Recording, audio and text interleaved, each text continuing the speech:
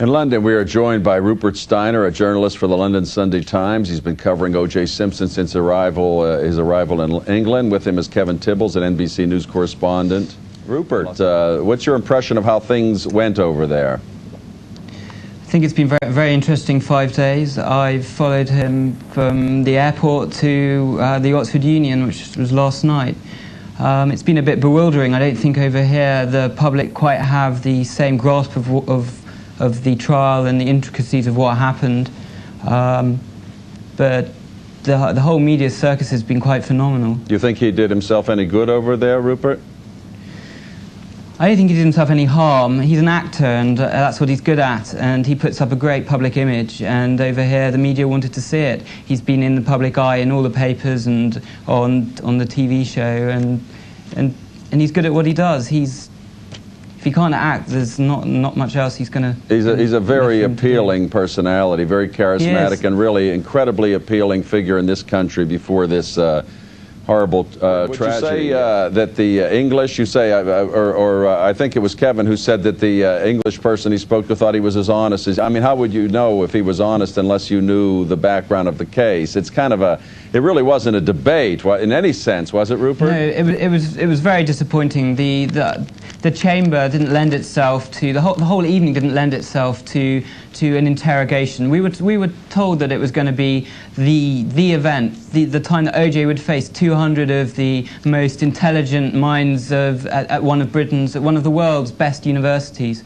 and he came and he said what he had to say, but everyone was allowed one question each. So he was able to sidestep the questions, and they weren't able to come back at him and to take him up on any points that he raised, or indeed to get him to answer the questions that they actually asked. Is that always the case, Rupert, for anyone who appears there? You're allowed one question and no follow-up when you appear at the Oxford Union? Yes. That's the way it's always handled? I believe that's the way it's handled. It's a formal debate. It was a polite chamber. It's so that everyone gets a chance to speak. It wasn't like the Richard and Judy show where they were able to tackle him on the questions and to keep him to the point. Why do they refer to this as a debate? Who's the debate between?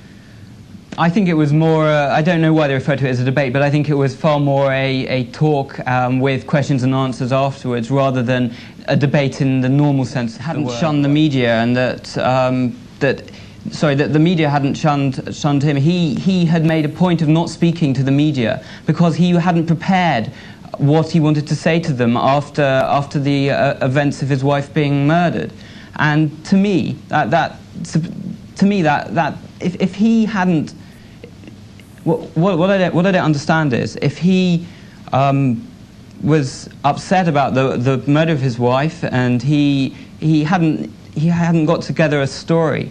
I don't understand why he needed the time to prepare what he was going to say. Surely it would have been natural for him to come up with what actually happened, rather than the truth. Well, Rupert, that's why a lot of us, even though he wasn't obligated to take the stand, a lot of us wondered, you know, here's this person, this public figure who says he's absolutely 100% Did you want to comment? Because he's tackled these questions so frequently that it's just lines to an actor. Surely. So what would you like him to do then? Well, I think it was in a better... I mean, he used last night, whenever he answered a question, he used last night to promote everything that he wanted to say, rather than actually tackle the questions. I do apologise. He actually answered the questions that people asked, so now he's promoting what he wants to say. Oh, he's promoting, not only that, every opportunity he's promoting his video too. What should he do when he's asked all these questions? Say no comment. You're saying, excuse me. To do. Answer all of the questions, one after another. Everything that was thrown at him, he answered. Surely Matt should admit that he digressed and he tended to ramble onto the intricacies of the case, and he bought time so that... People asked him why he thought it had happened, and he explained. People asked him the politics behind, and he explained what happened. Do you not agree that the whole 5 days has been... Do you not agree that the whole 5 days have been a very carefully arranged publicity stunt for him and for the show? For the Oxford Union, you mean? No, for him, for O.J. and for the show. For the Richard and Judy show. Well, the TV show. The TV show that... No, do you not agree that the whole 5 days have been a carefully a carefully arranged publicity stunt. You say that he didn't want to have the publicity at the golf course and that he didn't want necessarily all the media attention, but every at the golf course, yeah. But every point of the of every day. Let me explain something simple to you. He wanted to have a quiet game of golf. The media made it very clear they were going to be there. This way, they did their pictures and they left, not interfering with everybody else's pleasure and all the other golfers that were there to play golf. What else can the man do?